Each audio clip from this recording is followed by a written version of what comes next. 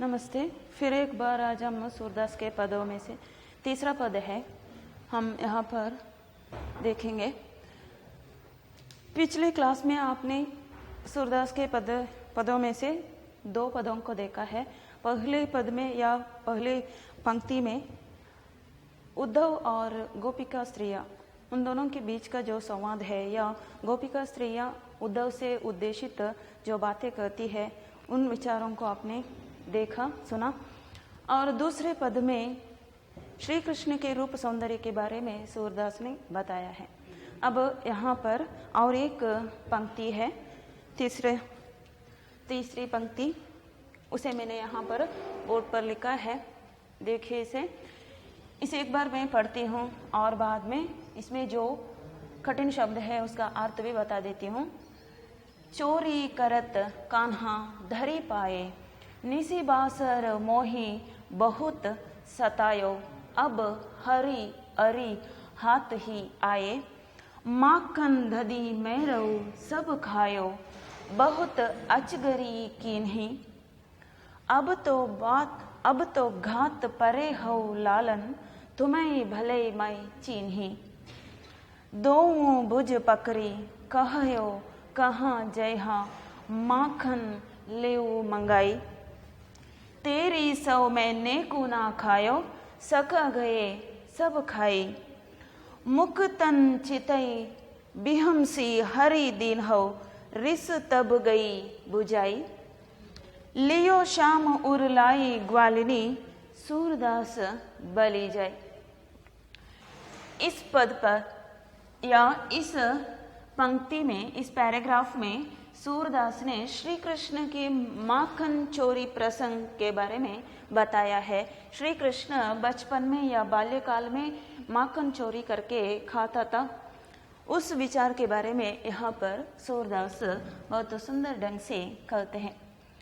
चोरी करत कान्हा धरी पाए, चोरी करत, चोरी करते हुए, कान्हा मतलब श्री कृष्ण, धरी पाए, धरी का अर्थ है पकड़े गए, पाए पकड़े गए, निसी बासर, निसी बासर, निसी मतलब रात और बासर मतलब दिन, निसी बासर रात दिन, मोही, मोही का अर्थ है मुझे, बहुत सतायो, बहुत ही सताया, अब हरि, हरि मतलब श्री कृष्ण, अरि शत्रु, हाथ ही आए, हाथ ही मेरे हाथों पकड़े गए, माखन दधी, माखन और दधी, दधी का अर्थ है दही, मेरऊ सब खायो, मेरऊ मेरा सब माखन दही खायो खाया, बहुत अचगरी कीन्ही, अचगरी आश्चर्य, अचगरी का अर्थ है आश्चर्य होता है, अब तो घात परे हो, अब तो घात, घात मतलब मार दिलाना, लालन, लालन श्री कृष्ण या लल्ला या कान्हा, तुम्हें भले में चीन्ही, तुम्हें भले ही, भले मतलब भले ही, चीन्ही छोड़ूंगी नहीं, चीन्ही का अर्थ है नहीं छोड़ूंगी, दो भुज पकड़ी, दो दोनों, भुज भुजाओं को, पकड़ी पकड़कर, कहयो, कहयो कहो, कहाँ जय, हाँ कहाँ, कहाँ कहाँ जाकर, और माखन लेऊ मंगाई, माखन लेऊ मंगाई मतलब किससे प्रेरित होकर माखन चोरी की है, तेरी सौ मैं नेकू ना खायो, तेरी सौ, सौ मतलब सौगंध या कसम खाकर, कसम खाकर, सौ का अर्थ है सौगंध या कसम, नेकू ना खायो, नेकू कुछ भी ना खायो, खाया, सका गए सब खाई, सका दोस्त, दोस्तों ने सब खाई, मुख तन चितई, मुख और तन। मुख मतलब यहाँ पर दो अर्थ होता है, एक है मन और तन का अर्थ है शरीर। मन और तन को चित्तई आकर्षित करना। बिहंसी एक हंसी, सुंदर मुस्कुराहट। हरे दिन हो श्री कृष्ण दिखाता है। रिस तब गई भुजाई, रिस का अर्थ है क्रोध। तब गई बुझाई, बुझाई का अर्थ है कम हो गई, उनका क्रोध जो बुझ गया, क्रोध पिघल गया। बुझाई मतलब क्रोध कम हो गया, पिघल गया। लियो शाम उरलाई, लियो श्याम, श्याम मतलब श्यामल वर्ण वाला श्री कृष्ण, उसे उरलाई, उर मतलब हृदय से लगा लेती है। लियो लेकर, श्री कृष्ण को लेकर उसे उरलाई, उर हृदय या गले से लगा लेती है। कौन? ग्वालिनी, गोपिका स्त्री। सूरदास बलि जाए, सूरदास बलि जाए, बलि जाए मतलब समर्पित कर देना, सब कुछ न्योछावर करना। इस पद में या इस पंक्ति में सूरदास ने श्री कृष्ण के माखन चोरी प्रसंग के बारे में बताया है। आपको पता होगा श्री कृष्ण बाल्यकाल में गोकुल में या ब्रज में था, तब क्या क्या वहां पर अपनी लीलाओं को दिखाता था। उसमें से एक लीला है माखन चोरी करना। माखन उसे बहुत ही पसंद था, इसलिए वह अपने सखाओं के साथ माखन चोरी करता था। उस विचार के बारे में यहाँ पर सूरदास कहते हैं, एक दिन श्री कृष्ण गोपिका स्त्री के घर में माखन चोरी करते समय पकड़ा जाता है। वह अपने सखाओं के साथ माखन चोरी करता था, लेकिन सखा सब भाग जाते हैं, सिर्फ श्री कृष्ण ही पकड़ा जाता है। तब उस श्री कृष्ण को पकड़कर गोपिका स्त्री या ग्वालिनी इस तरह के बातें कहती है। चोरी करत कान्हा धरी पाए, वह ग्वालिनी कहती है चोरी करते समय, तुम आज चोरी करते समय, माखन दधी चोरी करते समय मेरे हाथों पकड़े गए हो। चोरी करत कान्हा, श्री कृष्ण धरी पाए, तुम मेरे हाथ आज पकड़े गए हो चोरी करते समय। निशिबासर मोही बहुत सतायो, आगे वह ग्वालिनी कहती है कि निशिबासर, तुमने आज तक हर बार या कितनी ही बार माखन दधी चोरी करते समय पकड़े नहीं गए थे, भाग गए थे, मुझे बहुत सताया तुमने। निशिबासर, रात दिन तुमने चोरी करके मुझे बहुत ही सताया है। अब मोही बहुत सतायो, मुझे बहुत ही सताया रात दिन। अब हरी अरी, इसलिए तुम मेरे शत्रु बन गए थे, चोरी करके भाग जाने के कारण तुम मेरे शत्रु बन गए थे, इसलिए अब वह शत्रु श्री कृष्ण मेरे हाथों पकड़े गया है, पकड़े गए हो। हाथ ही आए, हाथ मतलब मेरे हाथों तुम आज पकड़े गए हो, अब और नहीं सताना। माखन दधी मेरो सब खायो, मेरे घर में जो कुछ भी माखन या दधी मतलब दही था वह सब तुमने खाकर खाली कर दिया। मेरो सब खायो, सब कुछ माखन दधी को तुमने खाया। बहुत अचगरी किन्ही, माखन दधी चोरी करके तुमने बहुत ही मुझे रात दिन सताया है, अब मेरे हाथों पकड़े गए हो। बहुत अचगरी किन्ही, अचगरी मतलब आश्चर्य, तुम इतने छोटे हो और मुझे आश्चर्य होता है कि तुम इतनी बदमाशी कैसे दिखाते हो, कैसे इस तरह से तुम हर बार चोरी करते हुए भाग जाते हो, यह मुझे आश्चर्य का विषय है। बहुत अचगरी किन्ही, आश्चर्य होता है कि तुम कैसे यह काम करते हो। अब तो घात परे हो लालन, अब बस और नहीं, आज तुम मेरे हाथों पकड़े जाने के कारण मैं इस बार क्या करती हूँ, तुझे मार दिलाती हूँ। अब तो घात, घात मतलब मार, तुम्हारी पिटाई करूंगी। किससे कहकर पिटाई करूंगी? तुम्हारी माँ यशोदा मैया से कहकर मैं आज तुम्हें तुम्हारी पिटाई करूंगी या तुम्हें उनके हाथों मार दिलाऊंगी। तुम्हारी शिकायत करूंगी तुम्हारी माँ से, तुम इस तरह के चोरी का काम करते हो। यह बात मैं तुम्हारी माँ यशोदा मैया से कहकर उनके हाथों से आज मैं तुम्हें मार दिलाऊंगी। घात परे हो लालन, लालन लल्ला, हे लल्ला तुम्हें आज मैं मार दिलाऊंगी तुम्हारी माँ से कहकर, यशोदा मैया से कहकर इस बात के लिए, इस चोरी के लिए तुझे सजा दिलाऊंगी। तुम्हें भले ही मैं चिन्ही, तुम आज कुछ भी कर लो, कुछ भी शिकायत कर लो या कुछ भी तुम मुझसे कहो, मैं आज तुझे नहीं छोड़ूंगी। तुम कितनी ही बदमाशी कर लो, कितनी कुछ भी बातें, भोली भाली बातें कर लो, फिर भी मैं आज तुझे छोड़ने वाली नहीं हूँ।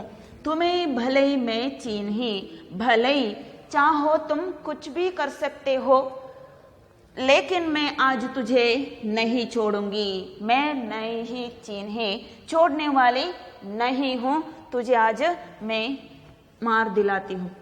दो मुँह बुझ पकड़ी कहयो, कहाँ जयहा माखन लेऊ मंगाई। दो मुँह बुझ पकड़े, वह ग्वालिनी क्या करती है? श्री कृष्ण की दोनों भुजाओं को पकड़कर, दोनों भुजाओं को जोर से पकड़कर, दोनों भुज, दोनों भुज, भुजाओं को पकड़ी, दोनों भुजाओं को पकड़कर वह ग्वालिनी श्री कृष्ण से पूछती है, कहयो कहाँ जय हम, आज तुम मुझसे सत्य बताओ कि तुम आज कहाँ कहाँ जाकर माखन चोरी की है और लेऊ मंगाई, और किससे प्रेरित होकर तुम इस तरह का काम कर रहे हो। कहयो, कहो तुम।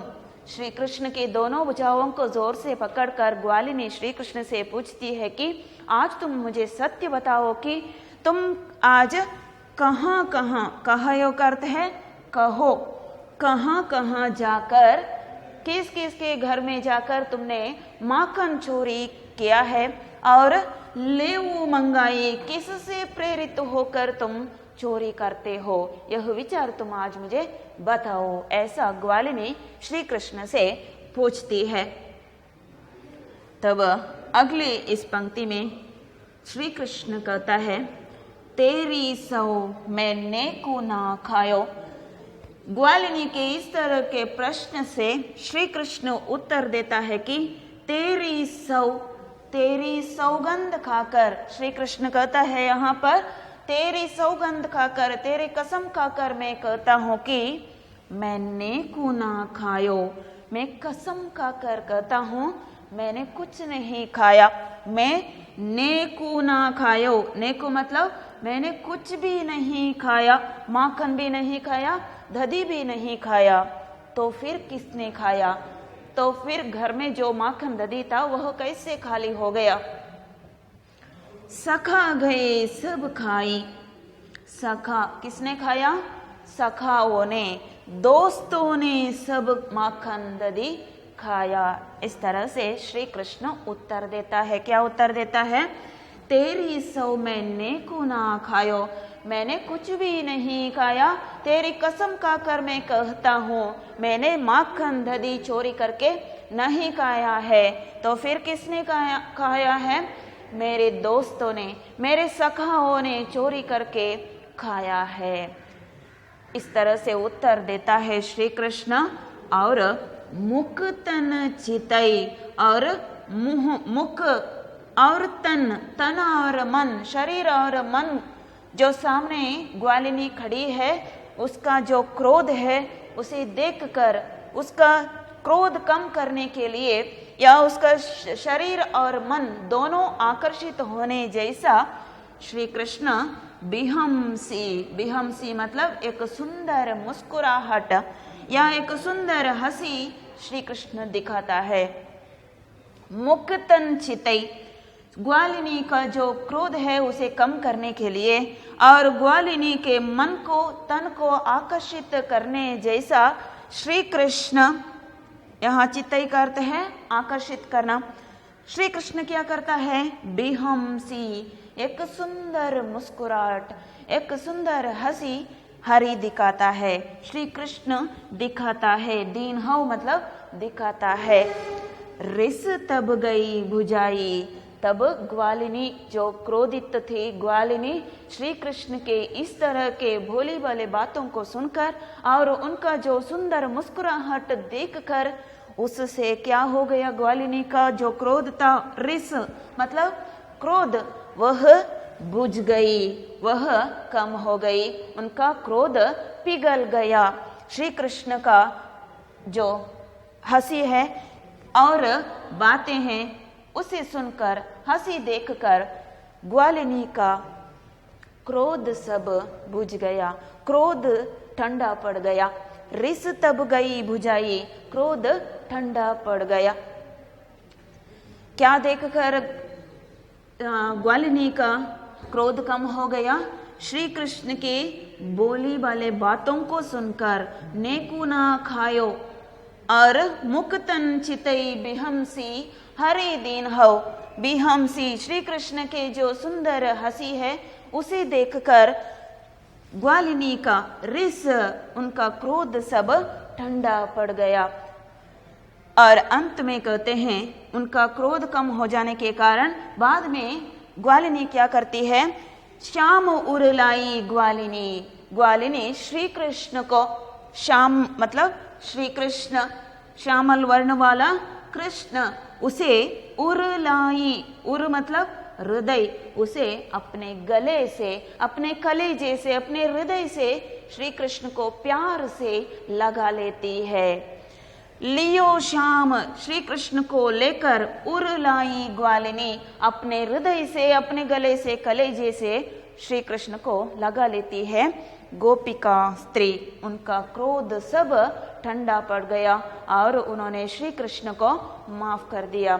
इस तरह से श्री कृष्ण सबको अपने बातों से, अपने सुंदर मुस्कुराहट से आकर्षित कर लेता है, अपने प्यार में उन्हें काल डुबो देता है। इसलिए यहाँ पर किस तरह से श्री कृष्ण चोरी करते हुए पकड़े जाने पर भी कैसे वह अपने बातों से और हंसी से उससे बाहर आ जाता है, उन विचारों को सूरदास यहाँ पर बताते हुए अंत में कहते हैं कि श्री कृष्ण के इस सुंदर बातों पर, इस सुंदर मुस्कुराहट पर बलि जाए, मैं अपना सब कुछ समर्पित कर देता हूँ, मैं अपना सब कुछ मैं न्योछावर कर देता हूँ। सूरदास बलि जाए, मैं श्री कृष्ण पर, उनके सुंदर मुस्कुराहट पर, उनके सुंदर बातों पर मैं सब कुछ समर्पित कर देता हूँ। ऐसा सूरदास अपनी भक्ति के बारे में और श्री कृष्ण के माखन चोरी के बारे में यहाँ पर कह देते हैं। ಇಲ್ಲಿ ನೋಡಿ, ಈ 3ನೆಯ ಪ್ಯಾರಾಗ್ರಾಫ್ ಅಲ್ಲಿ ಸೂರದಾಸರು ಶ್ರೀಕೃಷ್ಣನ ಬೆಣ್ಣೆ ಕದ್ದು ತಿನ್ನುವಂತಹ ಒಂದು ವಿಚಾರವನ್ನ ಹೇಳ್ತಾರೆ.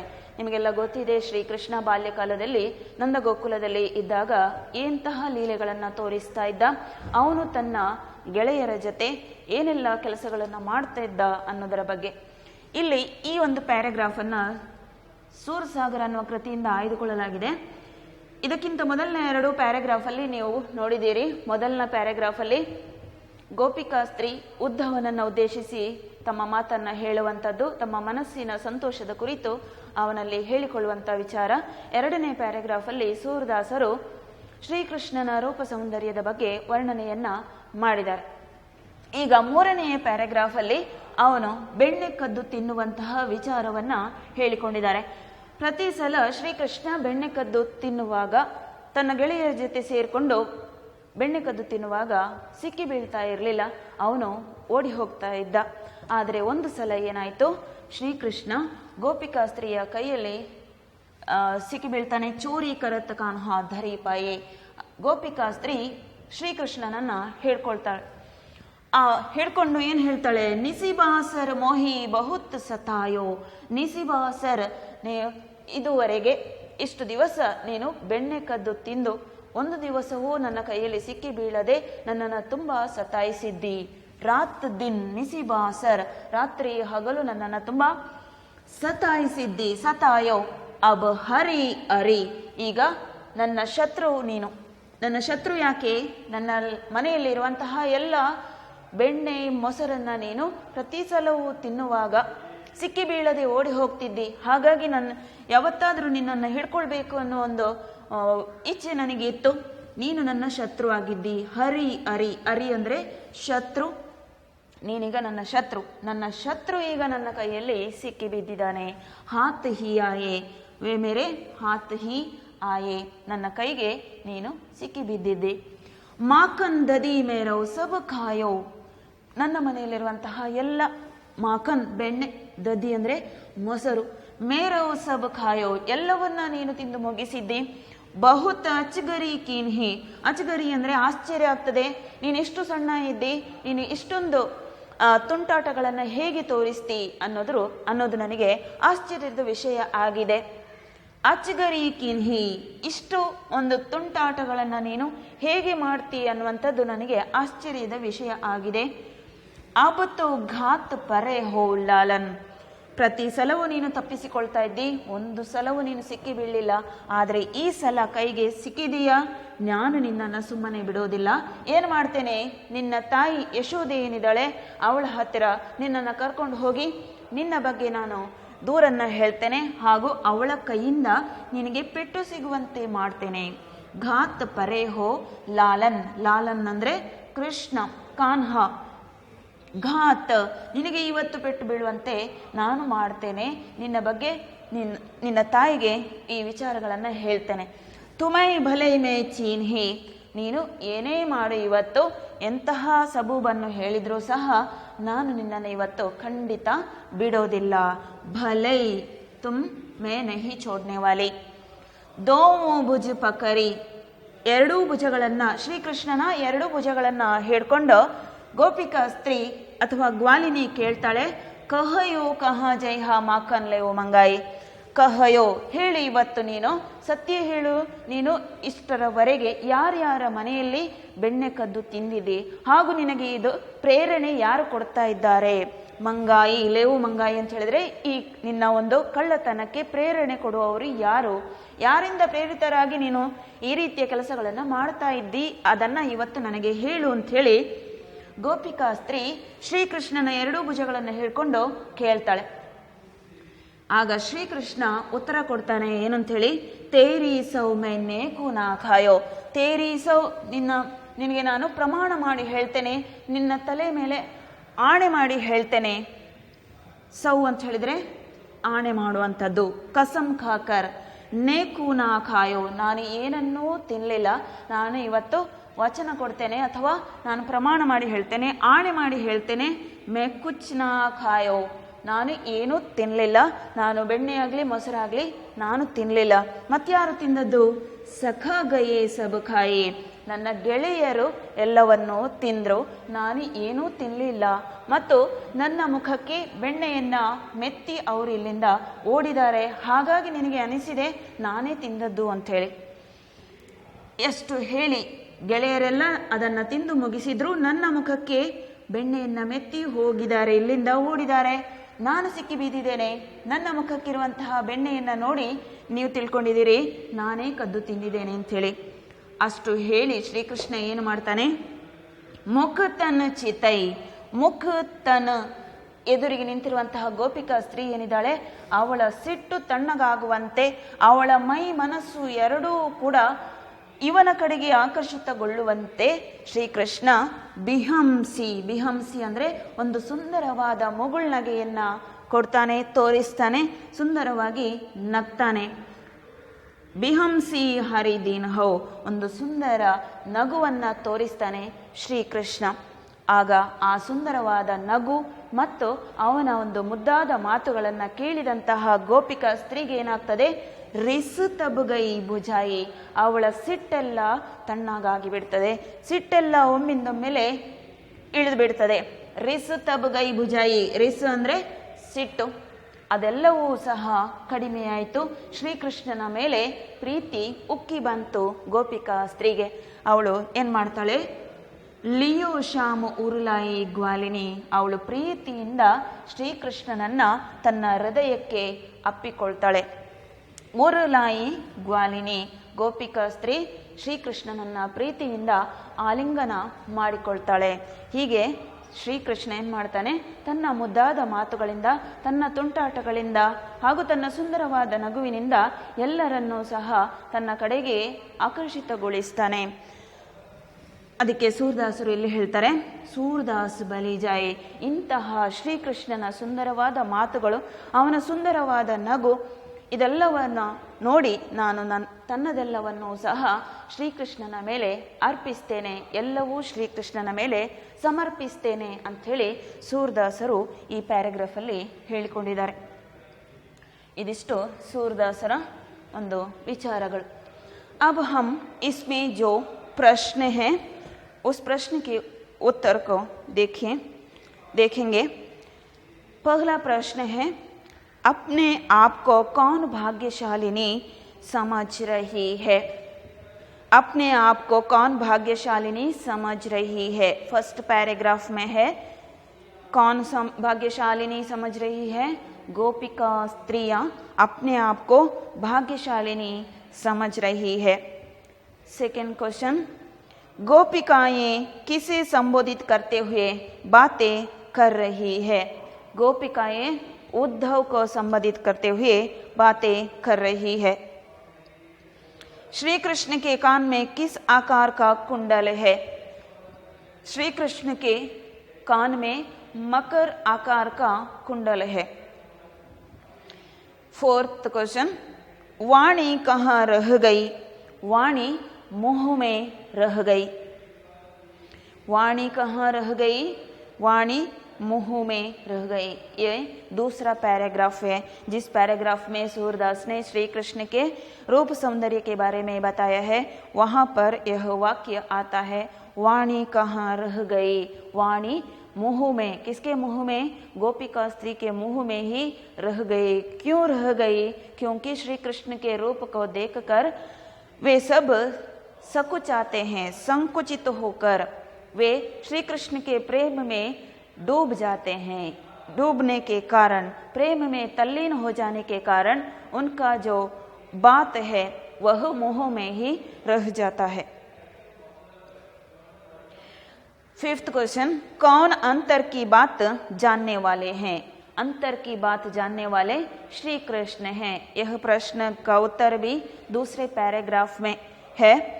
कौन अंतर की बात? अंतर्यामी, अंतर की बात श्री कृष्ण जानने वाले हैं.